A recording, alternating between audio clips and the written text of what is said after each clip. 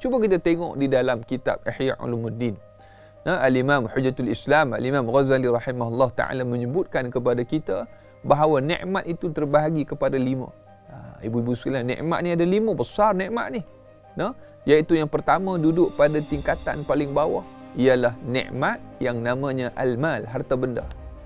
Tuan, harta benda ni Allah Subhanahu wa taala kurniakan kepada kita. Kita diberikan wang, kita diberikan kereta, kenderaan dan sebagainya, rumah dan sebagainya. Hatta sekeping roti yang kita makan, hatta segelas air kosong yang kita makan pun tuan-tuan, yang kita minum. Orang tak makan air, orang minum air. Orang Kedah je kata makan air, orang Kedah kata. Tapi nak sebutnya, itu pun akan dihisap, akan ditanya oleh Allah Subhanahu wa taala. Daripada mana sumber kamu dapat dan untuk apa kamu makan dan sumbernya bagaimana. Allahumma salli ala sayyidina Muhammad. Tu baru sekeping roti tuan-tuan. Baru segelas air kosong. Tu belum cerita kari kepala ikan, kari kepala ayam, kari kepala kambing, macam-macam kari kepala pada hari ini tuan-tuan. Masya-Allah tabarakallah. Tapi nak sebutnya, ini semua benda ini akan ditanya oleh Allah Subhanahu wa taala. Baik. Kemudian nikmat yang paling bawah nikmat harta benda. Kemudian atas sikit kata Imam Ghazali daripada nikmat harta benda ni apa? Iaitu nikmat sihat. Tuan-tuan, ada orang duit banyak tapi tak apa nak seronok berjalan ustaz saya ni, ya Allah. Encik Leha lama tak nampak. Cik sebut nama Encik Leha je. Siapa Encik Leha tu? Misteri tuan-tuan. Lama tak nampak keluar pergi surau pun tidak, kedai pun tidak. Sakit ustaz. Sakit bila masa sakit? Saya tak cerita dengan orang ustaz. Malu saya nak cerita dengan orang. Sebab masa sihat berjalan merata. Masya-Allah tabarakallah. Tapi nak sebutnya kalau duit banyak tak sihat tuan-tuan, tak boleh buat apa. Allahumma salli ala sayyidina Muhammad. Jadi nikmat sihat atas sikit daripada nikmat harta benda. Ada satu orang datang ketika kita belajar di madrasah dulu, dia kata, adik nak makan apa? Dia order pak cik belanja. Kita pun tengok dia atas bawah, siapa ni? Pak menakan kita ke? Saudara kita ke? Dia kata tak, pak cik memang suka belanja orang, dia kata. Dengan harapan pak cik belanja orang ni, sebab Nabi sebut da'u mardakum bis sadaqah. Redakanlah penyakit kamu ni, ubatlah penyakit kamu dengan kamu memperbanyakkan sedekah, kata Nabi SAW, terutama bulan Ramadan. Maka pak cik tu kata, pak cik teringat Nabi kata perbanyakkan sedekah, insya-Allah hilang penyakit kita. Jadi tuan-tuan yang mana sakit tu sedekah banyak-banyak. Jangan duk guna alasan haji bakhil pula. Ustaz, budak-budak tak boleh pegang duit banyak-banyak. Datang Cikgu Murni, budak-budak lah kena pegang duit banyak-banyak tuan-tuan.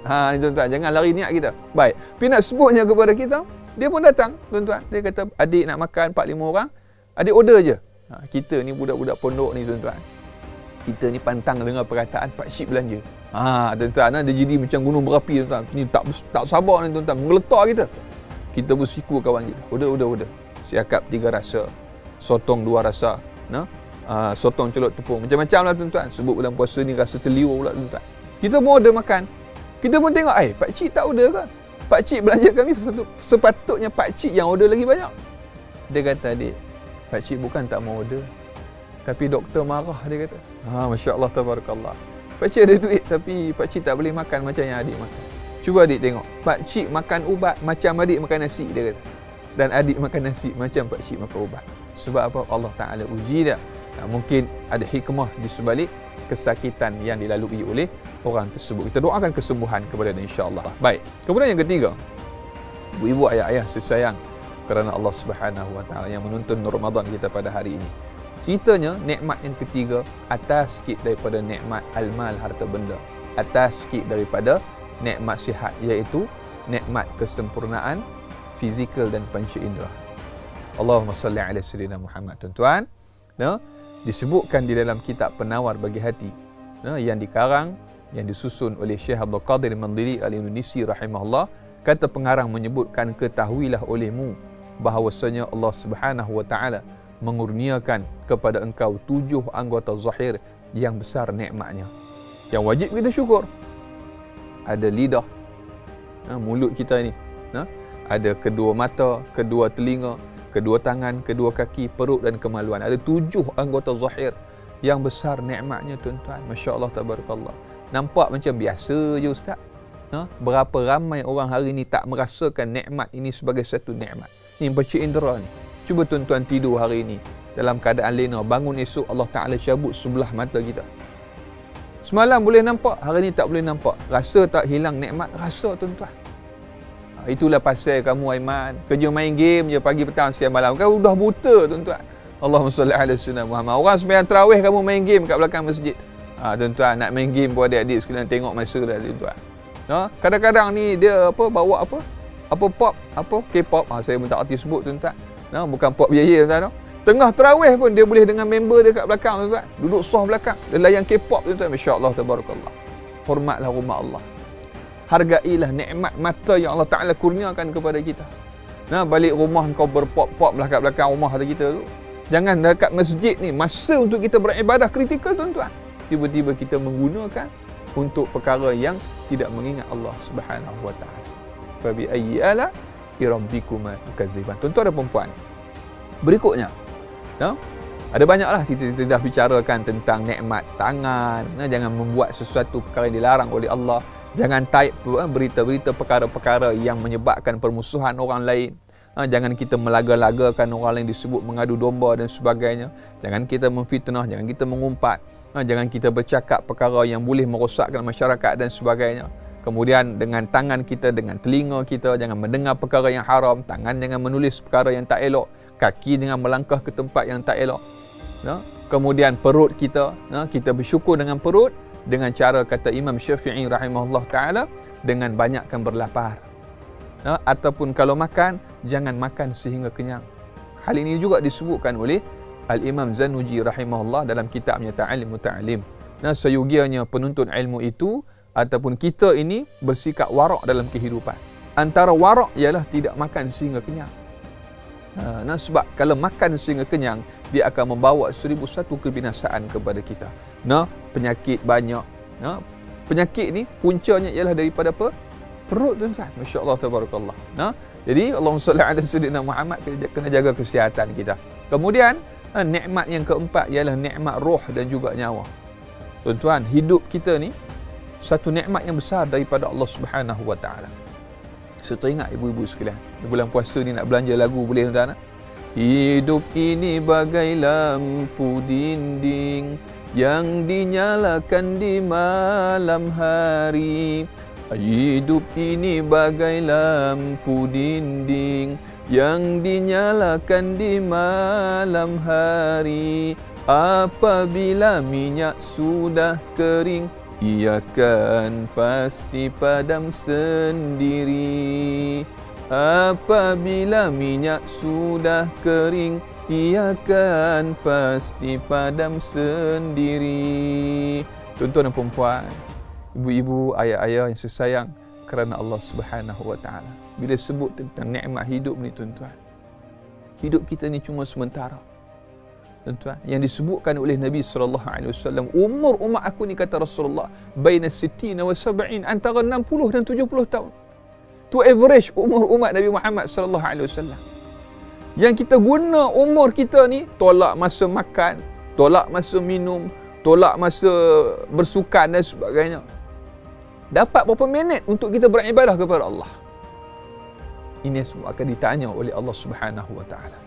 Dah sampai bulan Ramadan pun banyak tidur lagi, masya-Allah. Allah Ta'ala nak bagi hadiah kepada kita ni, masya-Allah. Yang disebutkan bulan ni awalnya rahmat, pertengahannya maghfirah, dan akhirnya adalah pembebasan daripada api neraka Allah Subhanahu wa Ta'ala. Amalan sunat yang dibuat pada bulan Ramadan, ni hadiah Allah Ta'ala nak bagi kepada kita. Amalan sunat yang dibuat pada bulan Ramadan dapat seperti mana ganjaran mengerjakan yang fardu. Orang yang mengerjakan amalan fardu, pahalanya dilipat kali gandakan sehingga sampai 70 kali ganda. Ni hebatnya tuan-tuan. Kemuliaan, keistimewaan, kelebihan yang Allah Subhanahu wa Ta'ala sediakan kepada umat Nabi Muhammad sallallahu alaihi wasallam. Jadi umur kita, nikmat yang keempat, nikmat umur kita, nikmat nyawa roh kita, gunakan ke jalan kebaikan. Iaitu apa? Ta'muruna bil ma'rufi wa tanhauna 'anil munkar wa tu'minuna billah. Menyuruh kepada kebaikan, mencegah kepada kemungkaran, beriman kepada Allah Subhanahu wa Ta'ala. Nampak anak kita ni puasa tapi tak solat, tegur dia elok-elok. Man, kenapa kamu tak solat, man? Kan puasa dengan solat ni dua-dua kena buat, man. Saya sentiasa berada dalam keadaan solat. Ibu apa tahu, dia kata. Ni ilmu tinggi tak? Amboi tuan-tuan. Ni salah belajar ilmu tu, jaga-jaga. Budak-budak sekarang ni banyak suka tengok YouTube. Dia belajar daripada entah ustaz apa benda kita pun tak tahu tuan-tuan. Kamu ni dari pagi ibu tengok daripada lepas sahur bawa sampai dekat nak berbuka, kerja main game je. Kamu tak sembahyang ke? Dia kata, ibu, saya sentiasa berada dalam keadaan solat. Hai, kita pun tanya dia, ilmu apa kamu belajar ni? Tak. Hai, tengok bagaimana Allahumma salli ala sayyidina Muhammad. Kalau kita sembahyang segala perbuatan saja, dia kata, belum tentu Tuhan terima. Tapi kalau hati kita sentiasa mengingat Allah, itulah solat, dia kata. Kita pun tengok history YouTube dia, rupanya dia tengok ceramah ni orang-orang yang sesat, tuan-tuan. Berjaga-jaga, tuan-tuan. Ni zaman sekarang ni. Tu tuan-tuan. Dia kata, Nabi Isra Mi'raj, dia kata, cerita tentang Isra Mi'raj pula. Tuan-tuan, ini cukup bahaya pada hari ini. Kita buat sesuatu amal pun perlu dilandaskan dengan jalan ilmu. Fas'alu ahla zikri in kuntum la ta'lamun. Baik, jadi Allahumma salli ala sayyidina Muhammad, seandainya kamu tak tahu, maka tanyalah kepada orang yang tahu. Dan nikmat yang kelima yang terakhir, kata Al-Imam Ghazali rahimahullah ta'ala. Ni ibu sambil dengar tazkirah ni, Nur Ramadan ni jangan lupa kuih brownies ke apa yang ada dalam oven tu, takut terbakar. Cuba pergi tengok sekejap. Lepas ni nak habis insya-Allah sikit lagi. Baik. Jangan lupa anak kat buayan juga. Yang mungkin ada buayan bateri ke apa kan, tolong tengok anak kita tu senyap dia tak bunyi apa kan. Baik, yang kelima nikmat. Ibu-ibu sekalian, Allahumma salli ala sayyidina Muhammad, disebutkan nikmat yang paling besar kata Imam Ghazali, iaitu nikmat iman dan Islam.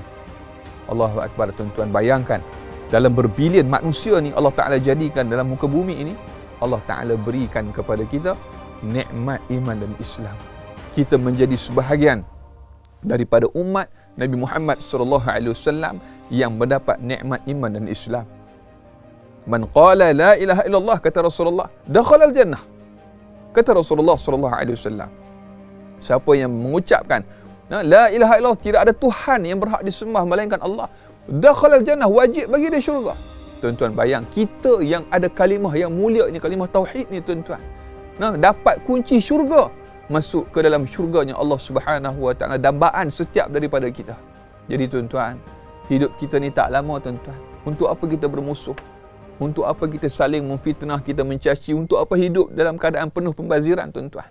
Maka ni bulan Ramadan, jadikan sebagai satu madrasah, sekolah untuk mendisiplinkan diri kita. Kita kalau pergi sekolah, tuan-tuan, adik-adik sekalian, rambut tak boleh panjang, kuku kena potong, stokin kena pakai. Tu undang-undang sekolah. Ni undang-undang Ramadan, tuan-tuan. Siang hari bulan Ramadan jangan makan. Niat jangan lupa. Kemudian ada adab-adab yang kita dah bicarakan. Tapi nak sebutnya, sekolah Ramadan bukan sekadar memberikan ilmu kepada kita. Bahkan madrasah Ramadan juga mendidik kepada kita yang namanya disiplin.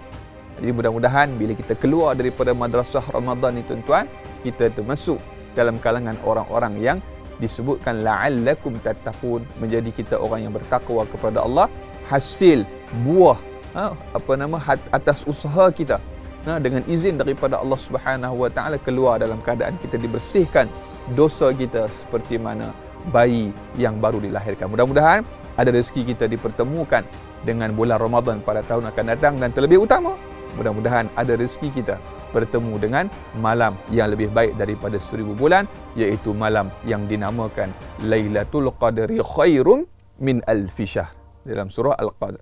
Jadi insya-Allah sekadar itu yang dapat kita kongsikan. Mudah-mudahan apa yang kita dengar dapat kita sama-sama amalkan dan juga sampaikan. Ingat, jangan mencari yang sempurna. Sempurnakanlah apa yang ada. Tidak ada yang sempurna melainkan Allah Subhanahu wa taala. Sampai berjumpa lagi. Assalamualaikum warahmatullahi wabarakatuh.